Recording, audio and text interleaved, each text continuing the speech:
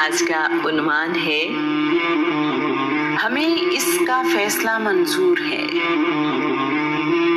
اللہ کے نبی ابراہیم سے لے کر آج تک کعبہ لوگوں کی توجہ کا مرکز ہے۔ اس گھر کا حج کم و بیش ہمیشہ ہی ہوتا رہا ہے۔ کعبہ وادی مکہ میں پہاڑوں کے درمیان نشیبی جگہ پر تعمیر کیا گیا ہے۔ کعبہ میں خوشبو کے لیے عود جلائی جاتی ہے۔ اسی آگ سے کعبے کے دروازے پر ڈالا گیا پردہ جل گیا اور کعبے کی عمارت کو آگ سے نقصان پہنچا ہے۔ یہ 606 عیسوی کا واقعہ ہے۔ اس سال بارشیں بھی زیادہ ہوئی ہیں۔ سارا پانی کعبہ اور اس کے ارد گرد جمع ہو گیا ہے، جس کی وجہ سے کعبے کی دیواروں میں دراڑیں آ گئی ہیں۔ عمارت کی چھت نہ ہونے کی وجہ سے بھی بارش کا پانی جمع ہو جاتا ہے۔ دیواروں کی مضبوطی بہت کم ہے۔ مکہ کے لوگ اکٹھے ہوئے اور یہ فیصلہ کیا ہے کہ اس عمارت کو گرا کر دوبارہ کعبہ تعمیر کیا جائے۔ نئی تعمیر سے پہلے کعبے کی دیواروں کی لمبائی کچھ یوں ہے۔ حجر اسود سے رکن شامی، وہ کونا جو ملک شام کی طرف ہے، 23 ہاتھ۔ رکن شامی سے رکن عراقی، وہ کونا جو ملک عراق کی طرف ہے، 22 ہاتھ۔ رکن عراقی سے رکن یمانی، وہ کونا جو یمن کی طرف ہے، 31 ہاتھ۔ رکن یمانی سے حجر اسود تک 20 ہاتھ۔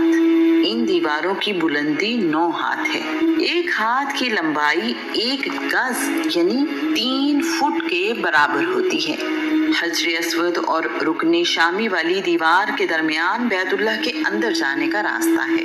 یہ راستہ کھولنے یا بند کرنے کے لیے کوئی دروازہ نہیں ہے۔ کوئی بھی بیت اللہ کے اندر جا سکتا ہے۔ بارش کا پانی کعبے کے اندر یا مطاف دونوں جگہوں پر ایک ہی سطح پر موجود ہوتا ہے۔ اس سال کے سیلاب نے عمارت کو اس قدر نقصان پہنچایا ہے، ڈر ہے کہ عمارت کسی بھی وقت گر سکتی ہے۔ عبداللہ بن عبد المطلب کے ماموں ابو وہب نے باقی سرداروں کی موجودگی میں طے کیا ہے کہ کعبے کی حرمت یہ تقاضا کرتی ہے کہ کعبے کی تعمیر صرف حلال کمائی سے ہی کی جائے۔ اس کے لیے سب سے حلف لیا گیا ہے کہ کسی بھی ایسے کام سے کمائی ہوئی دولت استعمال نہیں ہوگی جو حرام یا ممنوع ہو۔ نہ تو کسی سے لوٹا ہوا مال استعمال ہوگا، نہ جوئے میں جیتی ہوئی رقم۔ کعبے میں موجود تمام بت اٹھا لیے گئے ہیں اور انہیں احتیاط کے ساتھ سنبھال لیا گیا ہے۔ نئی تعمیر کا فیصلہ کر لینے کے بعد مشکل مرحلہ یہ ہے کہ کعبے کی عمارت کو گرائے کون؟ اس کام کے لیے کوئی بھی تیار نہیں ہے۔ لوگوں کا خیال ہے کہ جو بھی اس عمارت کو گرائے گا اس پر مصیبت اور آفت آ جائے گی، حالانکہ ایسا کسی بے حرمتی یا بری نیت سے نہیں کیا جا رہا۔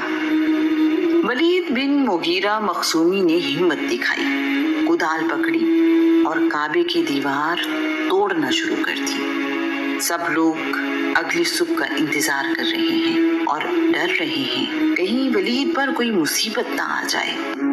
ولید پر کوئی مصیبت نہیں ٹوٹی تو سب لوگ اس میں شامل ہو گئے۔ کعبے کی دیواریں مکمل طور پر گرا دی گئیں اور نئی تعمیر کے لیے جگہ ہموار کر دی گئی ہے۔ کعبے کی بنیادوں کو توڑنے کی کوشش کی گئی تو زلزلہ آ گیا۔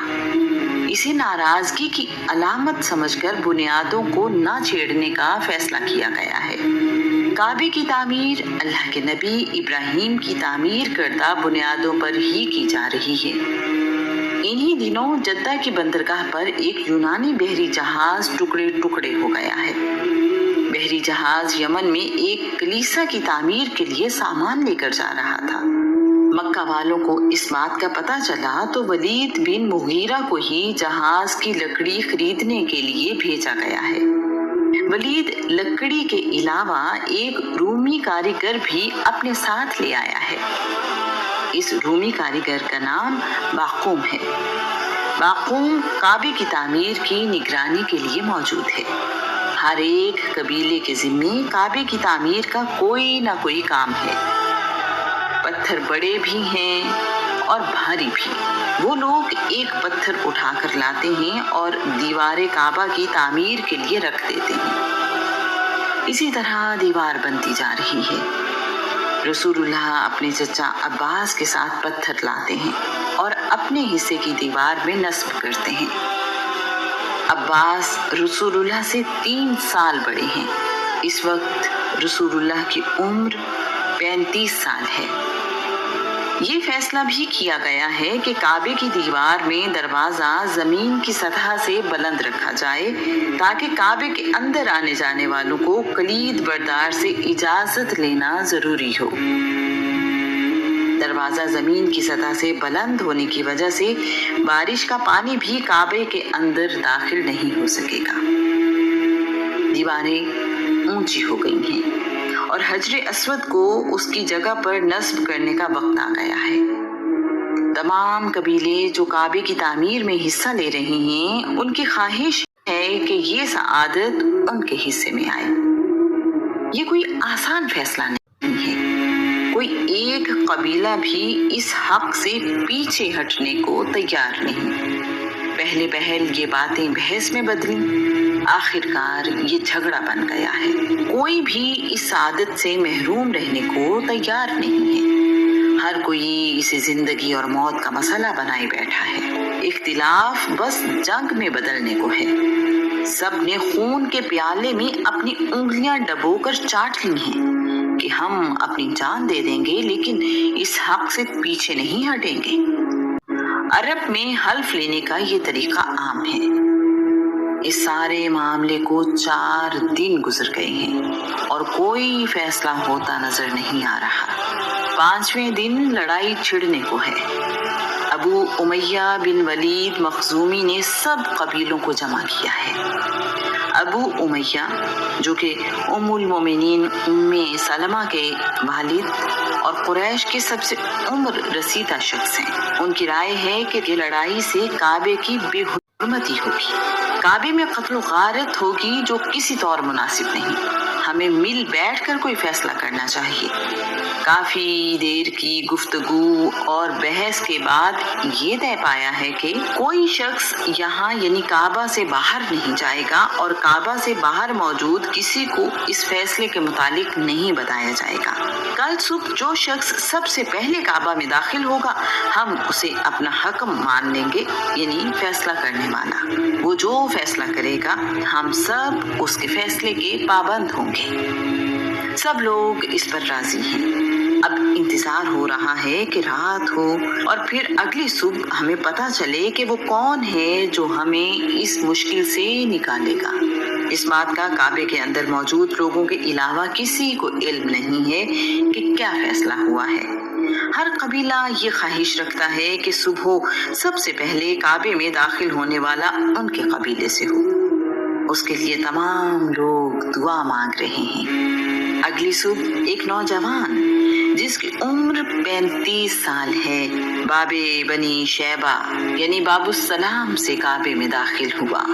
उस नौजवान को देखते ही सबके चेहरों पर खुशी फैल गई और सब कह रहे हैं, ये अमीन हैं, हम सब इनके फैसले पर राजी हैं, ये मोहम्मद हैं। लोग इस बात पर खुश हैं कि काबे में सुबह सबसे पहले दाखिल होने वाला शख्स अमानतदार है, सुलझू है, समझदार है और आला खानदान से भी। ये इंसान सबके लिए काबिल कबूल है। उन्हें यकीन है कि ऐसा फैसला होगा जो हक पर हो और दूर रस नताइज का हामिल भी। रसूलुल्लाह सल्लल्लाहु अलैहि वसल्लम इस तयशुदा फैसले से बेखबर हैं। वो तो अपनी आदत के मुताबिक काबे में इबादत के लिए आए हैं। अल्लाह करीम ने काबे के लिए फैसला करने वाला खुद चुन कर भेजा है। अब सारे लोग रसूलुल्लाह के इर्द गिर्द जमा हैं। उन्हें बता रहे हैं कि कबीले आपस में झगड़ रहे हैं। हम संगे अस्वद को काबे की दीवार में नस्ब करने की सआदत हासिल करना चाहते हैं, लेकिन किसी हल पर पहुंचने में नाकाम हैं। रसूलुल्लाह ने बात सुनी और कहा कि इस मसले को आसानी से हल किया जा सकता है। सब कबीले हैरान हैं कि इस मसले का पुरअमन हल क्या हो सकता है। यहाँ तो कोई भी पीछे हटने को तैयार नहीं है, हर कोई एक दूसरे को मरने मारने पर तैयार है। सबकी नजरें रसूलुल्लाह पर हैं। रसूलुल्लाह ने अपनी चादर जमीन पर बिछाई है, हजर अस्वद अपनी चादर पर रख दिया है। लोग हैरानी से देख रहे हैं कि क्या होने जा रहा है। तमाम कबीलों के सरदारों को कहा कि वो इस चादर को पकड़ लें। कुछ कबीलों के सरदारों ने चादर कोनों से पकड़ी, बाकी कबीलों के सरदारों ने चादर को मुख्तलिफ जगहों से पकड़ लिया है। यूं कहिए कि वहां मौजूद कोई भी कबीला ऐसा नहीं है जिसका सरदार चादर पकड़ने से महरूम रहा हो। सब ने चादर पकड़कर हजरे अस्वद को उठाया है। हजरे अस्वद को वहां ले जाया गया जहां उसे नस्ब किया जाना है। रसूलुल्लाह ने हजरे अस्वद उठाया और अपने हाथ से उसे दीवार में नस्ब कर दिया है। ऐसा खूबसूरत हल देने पर मक्का में रसूलुल्लाह का मकाम और बुलंद हो गया है। सब लोग खुश हैं कि उन्हें हजरे अस्वद नस्ब करने की सआदत मिल गई है। हजरे अस्वद मताफ के फर्श से 1.5 हाथ यानी 4.5 फुट बुलंदी पर है। इस तरह रसूलुल्लाह ने अरब को खूनी लड़ाई से बचा लिया है। 5 दिन बाद काबे की तामीर दोबारा शुरू हो गई है। ये बात पहले तय की गई थी कि काबे की तामीर में सिर्फ हलाल कमाई ही लगाई जाएगी। कुरैश के पास काबे की तामीर मुकम्मल होने से पहले ही पैसे कम पड़ गए हैं। फैसला किया गया है कि शिमाल की जानिब काबे की इमारत 6 हाथ कम कर दी जाए। ये टुकड़ा हजर या हतीम कहलाता है। मुझे इसमें अल्लाह करीम की ये हिकमत नजर आती है कि आम लोग भी इस तरह काबे के अंदर जा सकें और इबादत कर सकें। जब काबे की दीवारें 15 हाथ बुलंद हो गईं, तो दीवारों के अंदर 6 सतून खड़े करके उस पर छत डाल दी गई है। काबा अपनी इस तामीर के बाद चौकोर शक्ल में मुकम्मल हो गया है। इसके बाद काबे में दोबारा बुत रख दिए गए हैं। इब्राहिम, इस्माइल, ईसा और सैयदा मरियम की तस्वीरें भी दोबारा से दीवारों पर बना दी गई हैं। इस तामीर से पहले काबे में 2 दरवाजे थे, एक अंदर दाखिल होने के लिए और दूसरा बाहर निकलने के लिए। नई तामीर करते हुए एक ही दरवाजा रखा गया है। सैयदा आयशा रिवायत करती हैं कि फतह मक्का के बाद रसूलुल्लाह ने कहा, आयशा तुमने देखा कि सरमाया कम हो गया तो उन्होंने हजर का हिस्सा काबे से बाहर निकाल दिया। अगर तुम्हारी कौम नई नई दीन में दाखिल ना हुई होती तो मैं काबे को गिरा देता, इसके मशरकी और मगरिबी समत में दरवाजे रखता, हजर को काबे में शामिल कर देता। कुरैश का दिल रखने की खातिर काबे की इमारत को इब्राहिम की बनाई हुई बुनियादी शक्ल में तामीर न करना रसूलुल्लाह की रवादारी और हुस्न अखलाक की आला मिसाल है। काबा के लफ्जी मायनी मकअब हैं। इब्राहिम ने काबे की तामीर की तो ये मकअब नुमा इमारत थी। अरबी जबान में 6 पहलुओं वाली शक्ल को मकअब या काबा कहते हैं। काबा के इर्द गिर्द मस्जिद को मस्जिदुल हराम कहा जाता है। काबे का जिक्र कुरान मजीद में मुख्तलिफ नामों से किया गया है। अल-बैत, बैती, बैतुल हरम, बैतुल हराम, बैतुल अतीक। आजकल काबा की ऊंचाई तकरीबन 13 मीटर यानी 43 फीट है। इसकी 2 दीवारें 11 मीटर यानी 36 फीट, जबकि बाकी 2 दीवारें 13 मीटर यानी 43 फीट लंबी हैं। काबे के अंदर 3 सतून हैं। दुनिया में नमाज कहीं भी पढ़ी जाए रुख काबे की तरफ ही किया जाता है।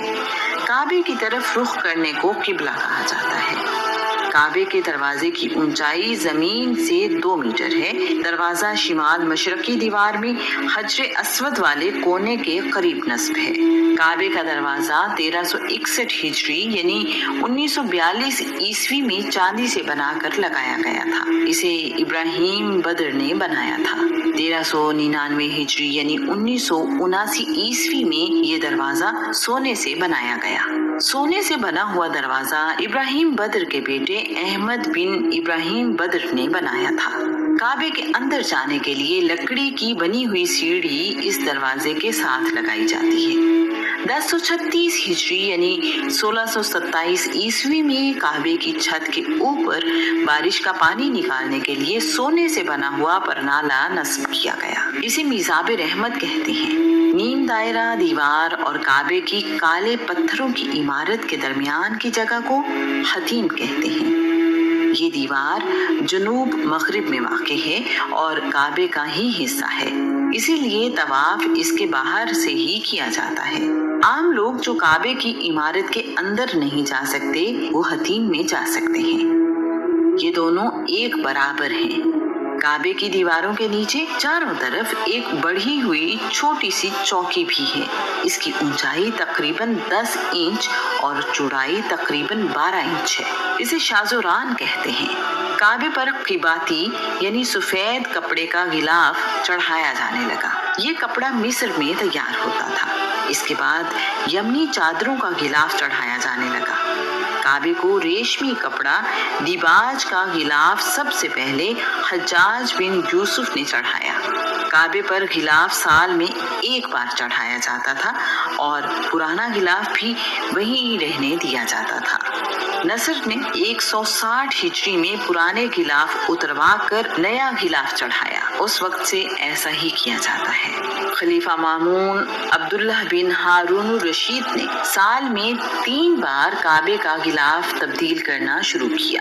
ذی الحجہ کی 8 تاریخ کو سرخ رنگ کا، رجب کی 1 تاریخ کو قباتی اور 29 رمضان کو سرخ رنگ کا غلاف کعبے پر چڑھایا جاتا تھا۔ نصر نے بعد میں کعبے پر سبز رنگ کا غلاف چڑھایا۔ نصر اور مامون نے آپس میں طے کیا کہ کعبے کے غلاف کا رنگ بار بار تبدیل نہیں کرنا چاہیے۔ انہوں نے کالے رنگ کا کسوہ کعبے پر چڑھایا اور آج تک کعبے کے غلاف کا رنگ کالا ہی ہے۔ کعبے کا غلاف جسے کسوہ کہتے ہیں، یہ کالے رنگ کے ریشم اور سونے سے تیار کیا جاتا ہے۔ غلاف ہر سال حج کے موقع پر تبدیل کیا جاتا ہے۔ پرانے غلاف کے ٹکڑے آج کل پوری دنیا میں تحفے کے طور پر بھیج دیے جاتے ہیں۔